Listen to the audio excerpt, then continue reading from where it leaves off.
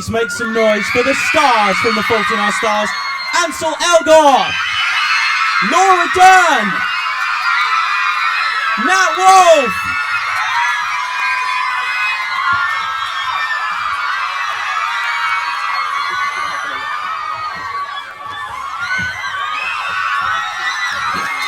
Hi.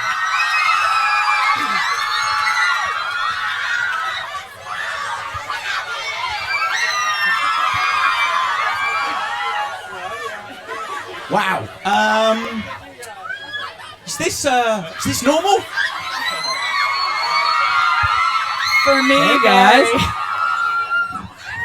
We're gonna we're gonna get subtitles because I can't hear you, and no doubt you can't hear me. Welcome to the UK. We love it here. Yeah. We love it. We're going to have to be really careful on word count, because if they scream every word, we're in trouble, right? Hey, listen, it genuinely is lovely to have you here. Thank you so much. The film is absolutely stunning. It is a stunning piece of work. And here's my biggest problem with the movie. It's not in 3D, because then you can cry behind your glasses and still look kind of cool on the way out. Yeah. What were you thinking? Yeah. Big mistake. Massive. Big mistake. Yeah. How aware of this novel were you when the movie came out? Because I realised it was kind of like 2 years ago that this was kind of brought to your attention. But you know, this is a massive bestseller in the US. Were you aware of the novel? I mean, I am now.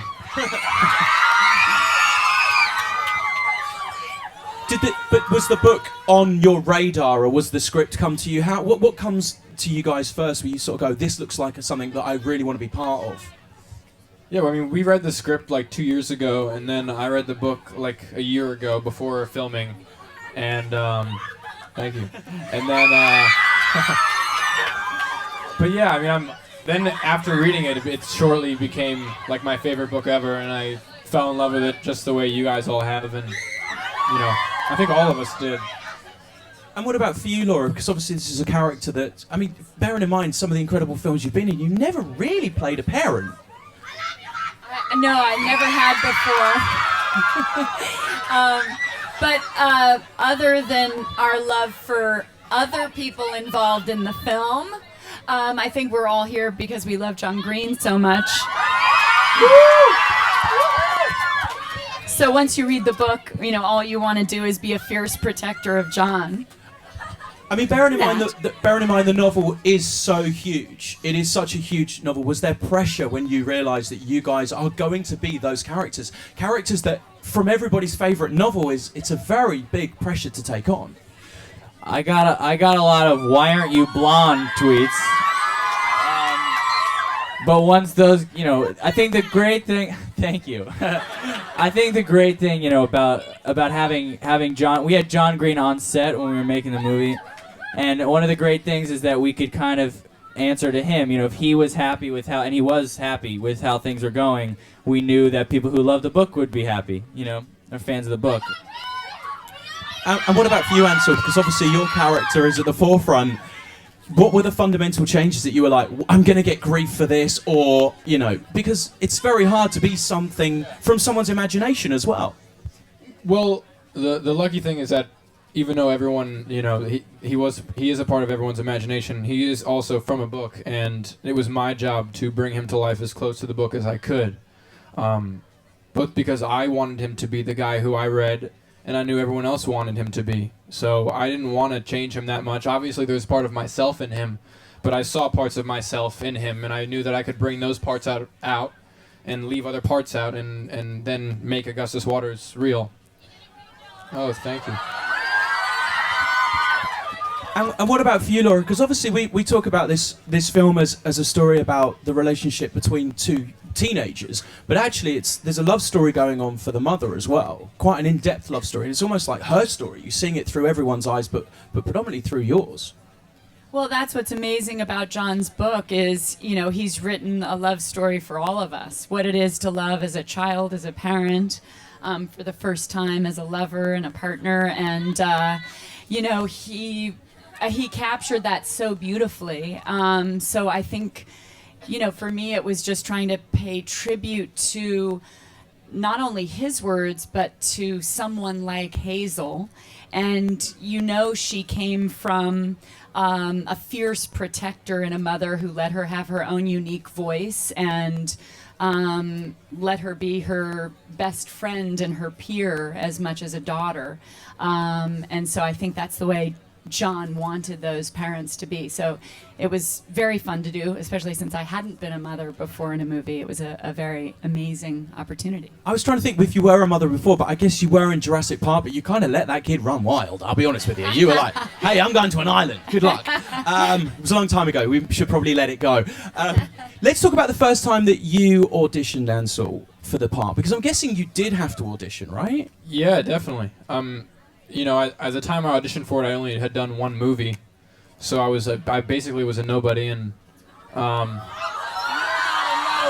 You were somebody to me, man. Me too, Ansel. If you two want to be alone, Laura and I can... All right, great. Yeah, I mean, I made a tape with my iPhone in my stairwell with one of my best friends from high school, and we did 3 scenes from the movie, which were directly from the book, and then a few months later, I went to LA to read with Shailene. So, is it awkward to play brother and sister in one movie? No, hang on. You're better than that. And then to be a little bit more... I mean, a little bit more. You're Yeah. a mum. I wouldn't have let her done half those things. But anyway, was that awkward? Hey, No. friend. Well, you know, the thing is that Once they got over calling each other bro and sis, you know, like during the love scenes, then it was all okay. Can't take him in here. yeah, like we're both actors, obviously. So, and like when Shailene is Hazel versus Trish, it's like they're 2 totally different people.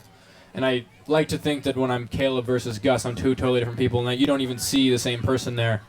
And then, you know, in a different world, it's totally different, and that's the beauty of being an actor. It just, you know, that's the funny coincidence of it all. But I hope that I get to play opposite Shailene as another different role in the future as well. Aww. What are you like? Nat, what about for you? Because you're returning to work with the same director again. Was that good for you? Was it great to kind of go, hey, I already have this relationship with the director? With Josh, does that make it easier for you to come into a new role? Yeah, we were on doing press for his first movie, Stuck in Love. And, oh, that's awesome. That's cool. You guys have seen that. And I read the script to Fault in Our Stars, and I thought it was unbelievable. And I hadn't read the book yet. And I said, Josh, you have to... I said to him, like, you should direct this movie. He said, I'll never get it, but I can try. And then he got it. And then, you know, he just owed me the part. And then, you know, because I introduced him to the stuff. So, but we ended up, you know, it's good because we kind of have a shorthand, and I'm going to be in his next movie, and yeah, he's a good guy, a good director. So you're basically his lucky charm now, and you have to be in every movie he does from here on in. That's a job for life, It's buddy. called blackmail. We should probably talk about research into the roles, because, I mean, we have a bit of fun about it. And one thing that struck me about the film was, despite the fact I cried behind no 3D glasses, and I blame you all individually for that, but it was a film that, in the moments that you're feeling what you guys are all going through, but you're also laughing along with it, you know, there is a comic relief side to it. Was that tough to take on? Because one minute you're kind of talking about some very, very heavy, serious issues that millions of people around the world have to go through. In the next moment, you're bringing light-hearted humour to it. How tough is that? I think that's like real life. You know, like in real life, you can be crying one second and laughing the next. You know, people aren't just like only depressed or only happy. I think people are creatures that have a full range of emotion. And that's one great thing about this movie, is that all the characters have full ranges of emotion and go through a lot. You know, Hazel and Augustus go through the happiest moments of their lives together and the saddest moments of their life together. So... And what about for you, Laura? Did you, because you probably have the wit and the banter with the daughter, but you also have that knowing that any day you could lose the daughter, and that's an incredible mix of emotions to go through as an actress. How do you kind of prepare for that?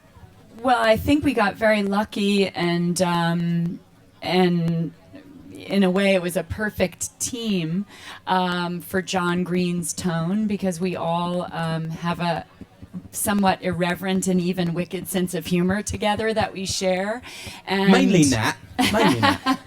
we just follow suit with Nat. Love you, Nat! So I do. I love Nat and Ansel. I get it. I get it, girls. Trust me. Look where I'm sitting. We love Laura Okay. Dern. So, aww. So, Dude, should we nip off? Because they could be here a while. Ansel, we love you. So, so we're both Norwegian. Anyway, we are. It's true. But I've just had the privilege of working with directors who always live in that tone, and I love movies like that, and I think that's why so many of us fell in love with the book, that in the broken places we find the humor and the irreverence, and these two characters are even mocking their own disease to somehow get through the day and not paying it respect. And so I think it gives room to the larger theme of the movie, which John gives all of us, which is how to have gratitude for the moment that we have and the love that these people get to share. I think Nat probably goes through the biggest transformation in that, if you don't mind me saying, because you are, with the greatest respect, you bring probably the most comic relief to the film, but you also, your character's Isaac's going blind through cancer, and that's possibly the toughest of all. And he goes through an emotional breakup as well. I think we all wanted to make sure that Isaac wasn't the butt of the joke. He wasn't somebody that everybody was that he had some dignity, along with being funny. And I wanted to make sure that he was just a funny guy, a funny person. Thank you. And also it's a balancing act, because it is upsetting. He's going blind and getting dumped. But at the same time bring levity, and I guess my way into that was that's kind of how I do deal with my pain a lot, is through humor and through lightness, and I don't think that's an unhealthy way to deal with things. I almost did think it was unhealthy before I did the movie, and now I've kind of come around to thinking maybe it's not, maybe it's a good thing. Let's take a little look at a clip if we can. This is the moment that Gus and Hazel meet for the very first time.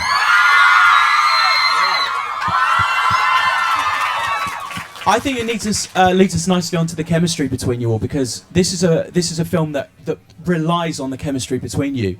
Was that already there? And obviously you guys have worked together with Shailene before.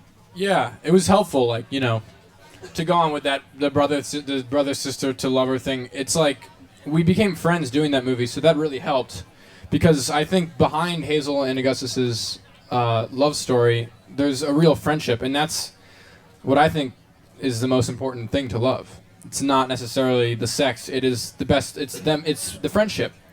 And I think Hazel and Augustus are best friends and are soulmates, and then after, with that comes sex later, but that's not the most important thing.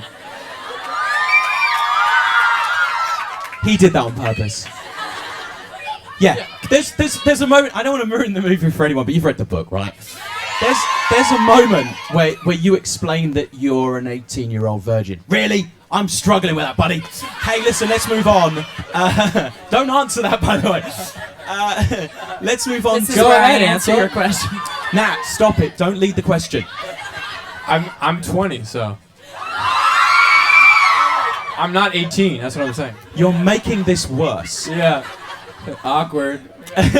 What about and the chemistry between you and Nat as well? That's quite important. I mean, you allow him to smash up all your trophies. Yeah. And that's a great scene in the movie. Yeah, and I think we didn't have that much time, screen time to establish our friendship, But I think the fact that we really did love each other in real life, I think it shows. And what about for you, Laura, as well? Chemistry. Despite no chemistry. Despite no chemistry. You somehow made it. It's amazing. Oh, they clearly don't get on, do they? I know. Yeah, you can feel it in the room. And Laura, with you as well, with Sam Tremell, who plays the husband in it, which is an incredible performance as well. You really believe you guys are married, and it's an incredible performance on both parts. How was that as well? Did you know each other before? Did you kind of spend time with each other? We hadn't, but immediately we all found each other and we had dinner every night, and we really became a family very quickly and all loved each other. So it was very lucky. You say you all have become a family. Which is the child you're most likely to get rid of? Go on, pick one. We're leaving one at the restaurant. Maybe like Willem Dafoe or something. Yeah, we left. Yeah, he's too mean. He can be a little irritable sometimes. I'm just kidding. I mean, as Van Houten. I was going to say, let's talk about Willem Dafoe. What's it like working on a scene with him? I mean, screen legend as well. It was like a dream come true. Yeah, I mean, for me, like I said, it was only my third movie. So like I hadn't really worked with any like leading men like that before, and I was pretty amazed. Yeah, because I love all his work. Yeah, I'd say, like, not just saying this because you're sitting next to me, but Laura Dern and Willem Dafoe are two of my favorite actors ever. So getting to work with both of them was really cool. And I didn't really get any scenes with them, but just getting to be around and seeing them, develop their things that they were going to do in the movie is great. Did it help you guys as actors? Because obviously you guys are a few movies in, or a fine body of work already. Did that inspire you? Did you up your game a little bit when these guys are on set? When you got Willem and Laura? Totally. Yeah, I mean it's inspiring. It's like it's up your game. Yeah, it makes me want to. No, I mean it inspires me, and it's cool because when you're an actor, you have a whole career ahead of you, and like, it's cool to see people who have had really successful long careers, and they have a lot of versatility in their careers, and that's something that I really want too. I think you'll be fine, buddy. I think you're going to be fine. And what about for you, Laura? You're working with Willem as well. I mean, did you get to see him? Because obviously there's I can't. It's really difficult not to give anything away, isn't it? I've seen it. There's a scene, and Willem is in it as well. What's it like to kind of meet and work with him? I had worked with Willem before in a David Lynch film called Wild at Heart. You should not see yet. I don't think anyone in this room is old enough to see that movie yet. No. Okay, if those guys have seen it, we want parental guidance. We want someone. We're going to call the authorities. But yeah, I don't. That's not necessarily the movie right now. But he's so incredible, and it was beautiful for us all to be there together, and everybody was amazing. Can we talk about the research on set? Because we talked earlier about the disabilities that you guys are trying to portray in the movie. How do you go and find out what that's like? Did you go to support groups? Did you sit with patients? What was the process for getting into character, if you like? Well, the actual support group in the movie was real kids with cancer or who had been through cancer in remission. They weren't extras. They were all real cancer patients. And one thing that the book does so well, and I think one thing that hanging out with those kids in particular proved to us, was that John is correct when he portrays these kids as being regular kids who just happen to have cancer, and it's just something they deal with, and it doesn't define them. And that was very important to us, I think. Just making sure that the characters we brought to life were just regular kids and they weren't defined by cancer. In terms of the research, hanging out with them was helpful. I spent time with doctors who work in children's hospitals and cancer hospitals because you want to understand it, obviously. And I also spent a lot of time with a kid who had a prosthetic leg, who was actually my leg double in the movie. So anytime you see Gus's leg, it's this kid named Tanner's leg. He definitely contributed a lot to who Augustus Waters was, and especially his confidence, because Tanner was like one of the most confident kids I ever met, and he always wore shorts, and he liked to show off his prosthetic because it was something he was proud of, and I felt like that was something Gus had too. So. Yeah, I visited a bunch of cancer hospitals, and kind of like how Ansel said, you go. I went in kind of nervous every time, and you start off talking about their cancer or something, and then about 5 minutes in, you're talking about movies and TV shows and music, just like with anybody else. It's no different, and that's what's great about John's book. And some of the kids, as John said really well, he's like, yeah, some of the cancer patients are the greatest people in the world, and some of them aren't. Some of them are angry, like annoying kids, just like they're angry, annoying kids in real life. You know what I mean? And it's no different, really. And I also met with a guy named Ethan, who was a real, who was a guy who went blind at 19, and his girlfriend dumped him when he was 19, right before he went blind. and he was really funny and really edgy. And I wrote him, and he meant a lot to me. We spent like 2 days together, and we just walked around all day. And I wrote him a couple weeks ago, and I said, "Hey, the movie's coming out. I really want you to see it." He goes, "I don't know who you are. I don't remember you." So apparently I didn't mean quite as much to him. I guess he meets with a lot of actors for a lot of movies. But he meant a lot to me, so I'm really happy, and he helped shape my performance for sure. And what about for you, Laura? Because obviously, as we talked about earlier, you know, your character almost has the biggest things to deal with. You have the love story going on between you and Sam, which is a beautiful marriage and a relationship that's dealing with what Shailene's character is going through. And Hazel is going through issues that, you know, are very tough for any parent. How did you get into that kind of mindset, into that frame for the role?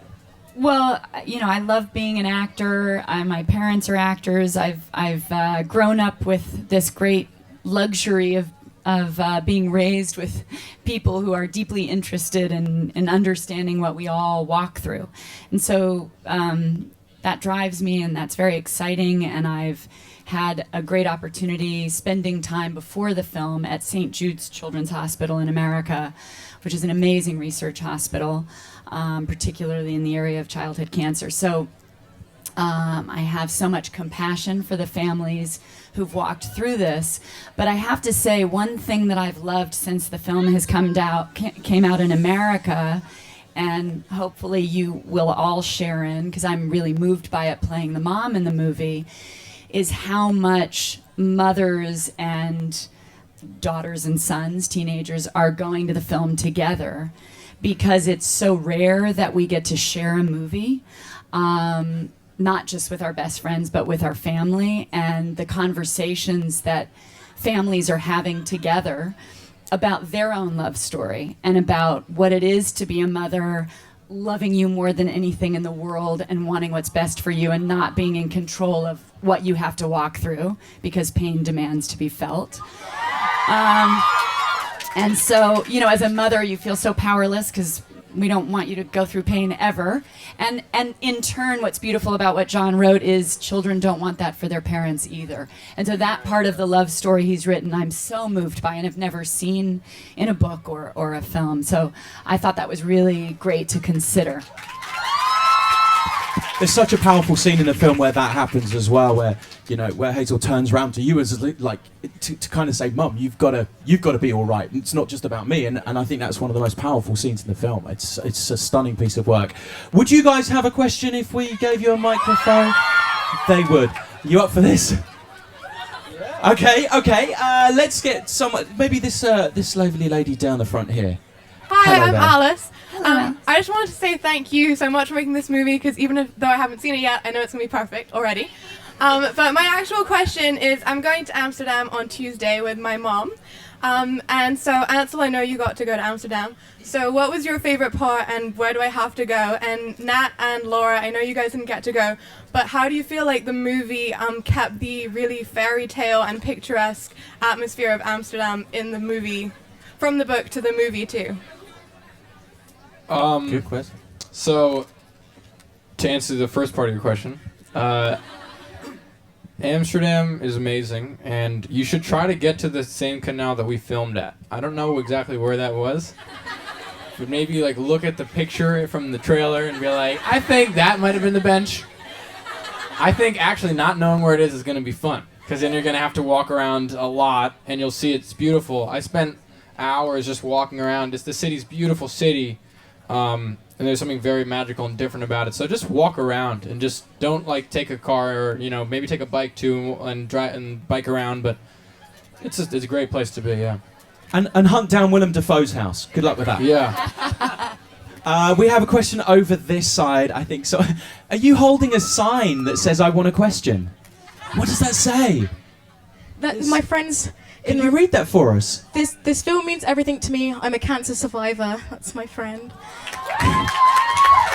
And I wanted to know if you liked my T-shirt, because I spent like hours yesterday making this T-shirt. I like with the all... roller coaster. And the champagne. Yeah. I wanted to say, number one, thank you, because this book's got me through so much, and it's really, really helped me in everything I've gone through. and I've read this book like 20 times. And okay. The question was, me and Seth go to an acting school, and we wanted to know, like, how you connected with such like a deep role, like without having gone through it yourself. Like, where do you get the feelings and like the motivation from? Yeah. That's a good question. Nat, do you wanna take that one? I mean, I guess you just.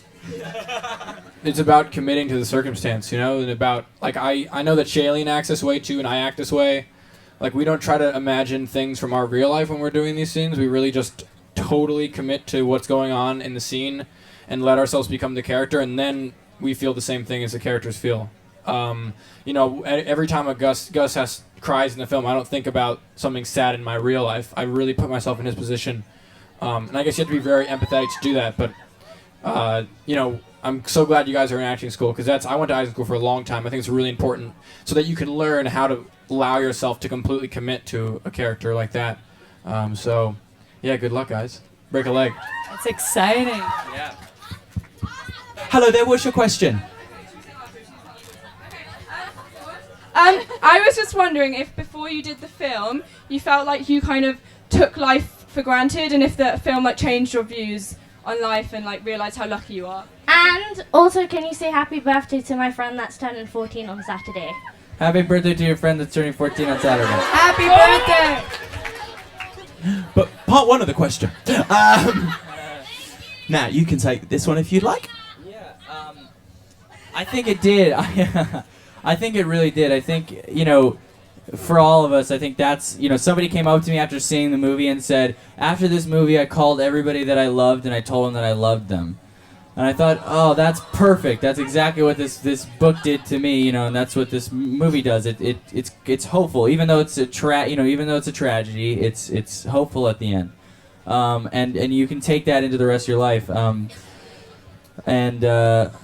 You know, I have, and something that Ansel and I have been talking about in all our interviews today is that, you know, there's the line, she wanted to be loved deeply rather than loved widely. You know, like, it's more important to be loved by somebody a lot, you know, than to be loved, you know, than to make some grand imprint, you know, on the world. It's more important if you can make more of an imprint on certain, you know, on a couple people.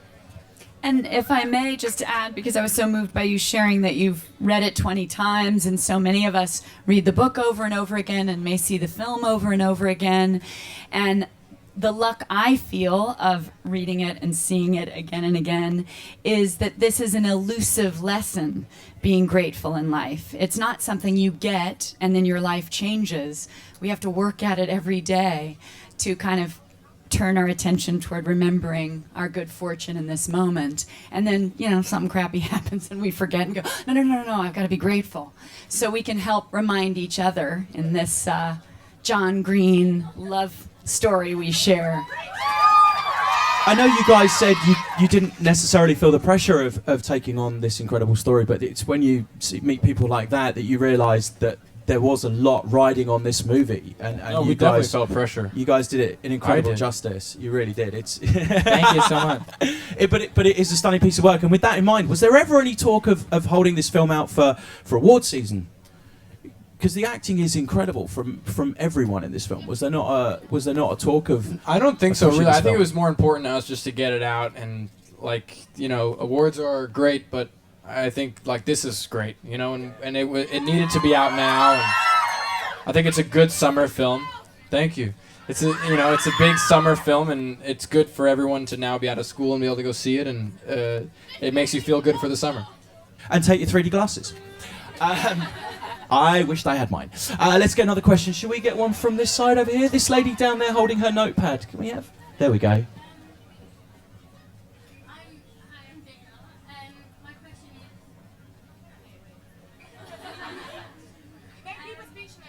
Have you forgotten your question? Yeah. It's written down, my darling. Okay, so out of filming and all the Q&As you did and everything like that, what was your favourite part of all of it? What was your favourite part of doing all the interviews and Q&As and stuff? You know, out Of everything, what was our favorite moment of the whole Yeah. experience? No. One of. Yeah, top 5. Yeah, like top 200 maybe. Okay, we want the other 199 now, buddy. Nat, maybe what's your best experience from making this film for you? You know, I would have to say it's been amazing seeing the reaction, obviously. But I would have to say acting it, doing it, being on set with these amazing actors and and this really risk-taking producers, and it was a really magical set to be a part of, and we sort of somehow we blocked out that the rest of the world was going to see the movie. It almost felt like we just had this really we knew it was something special, and it was kind of in our own weird Pittsburgh world.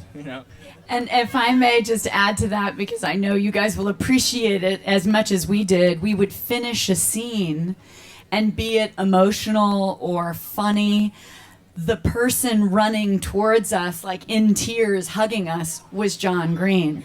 So to have him there being our champion and supporter and friend through all of it was just an incredible, incredible gift. We have time for one more question. Let's get someone. Should we get this lady at the front? Feel that you guys have been here a long time. Hello. What's your question? I was just going to say, what was your most enjoyable scene to film? A most enjoyable scene. That's probably quite a tough one because there are a lot of them. There's a lot of emotional scenes. I really enjoyed, which is one of the most simple scenes. After we come back from Amsterdam, I'm sitting on my couch. I was gonna say the same thing. Yeah, I was gonna say the same one. It's right before we go egg Monica's car, and we're just sitting on the couch, and Isaac is there, and I'm there, and Hazel was there, and it's just like a really cool hangout scene in the basement. It was one of the last days of shooting, and we could not stop laughing. Yeah, we kept breaking, which means that you just laugh when you're supposed to be serious or whatever. And it took a long time to film because we were really being very unprofessional.